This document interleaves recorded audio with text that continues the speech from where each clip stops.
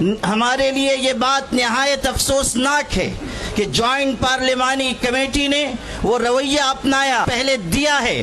اس نے یہ واضح کر دیا کہ وہ امینڈمنٹ بل میں ترمیمات کے لیے سنجیدہ نہیں ہیں بلکہ وہ کسی مخصوص ایجنڈے کے اوپر کام کر رہے ہیں.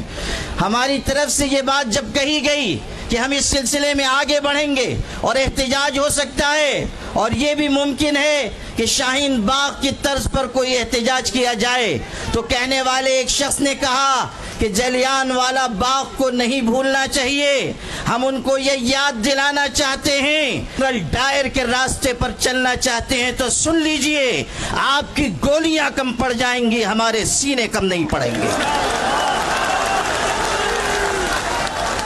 آپ کس کو دھمکی دے رہے ہیں اور آپ کس قوم کو مخاطب کر رہے ہیں کہ آپ یہ سمجھتے ہیں کہ مسلمانوں کو خون کی ننھی منی ندیوں سے چل سکیں گے؟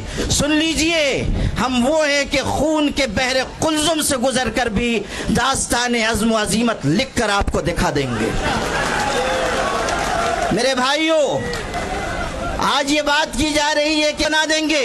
اس وقت کیا ہوا تھا میں یاد دلانا چاہتا ہوں. جب گولیاں چلائی گئیں تو وہاں پر ہندو بھائیوں کی، سکھوں کی، مسلمانوں کی لاشیں ایک دوسرے کے ساتھ ملی ہوئی پڑی ہوئی تھی.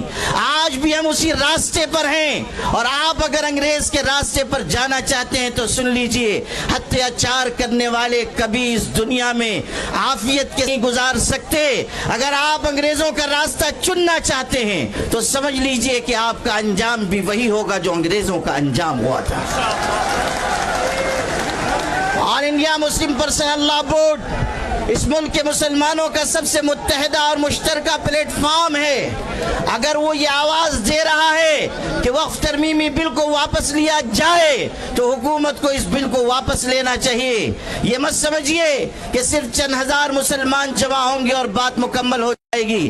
آل انڈیا مسلم پرسنل لا بورڈ آواز دے گا تو پورے ملک کے مسلمان بلکہ انصاف پسند شہری مسلم پرسنل لا بورڈ کی آواز کے ساتھ آواز ملائیں گے. اس لیے آپ سب بھی اس بات کا ہاتھ اٹھا کر عزم کیجئے کہ مسلم پرسنل لا بورڈ جس تحریک کا بھی اعلان کرے گا آپ سب اس کا بھرپور طریقے سے ساتھ دیں گے. آپ اس روزے کی حالت میں اس بات کا عزم کیجئے کہ ہم انشاءاللہ اپنے حقوق کی اپنے حقوق کی لڑائی آخری سانس تک لڑتے رہیں گے. اس حقیقت کو ہمیشہ یاد رکھیے کہ اپنے حقوق کی آواز جتنی دیر سے اٹھائی جاتی ہے اتنی ہی زیادہ قربانیاں دینی پڑتی ہیں. اس لیے اگر آج ہم آئے ہیں تو اپنے اندر ایک قربانی کا جذبہ بھی پیدا کریں اور یہ پیغام پورے ملک تک پہنچائیں کہ ہمیں اس ملک کو بھی بچانا ہے، اس ملک میں محبت کے پیغام کو بھی عام کرنا ہے اور سب کو ساتھ لے کر ہمیں اس سمت میں جانا ہے جس میں ملک کا بھی بھلا ہو اور ہماری ملت کا بھی بھلا ہو.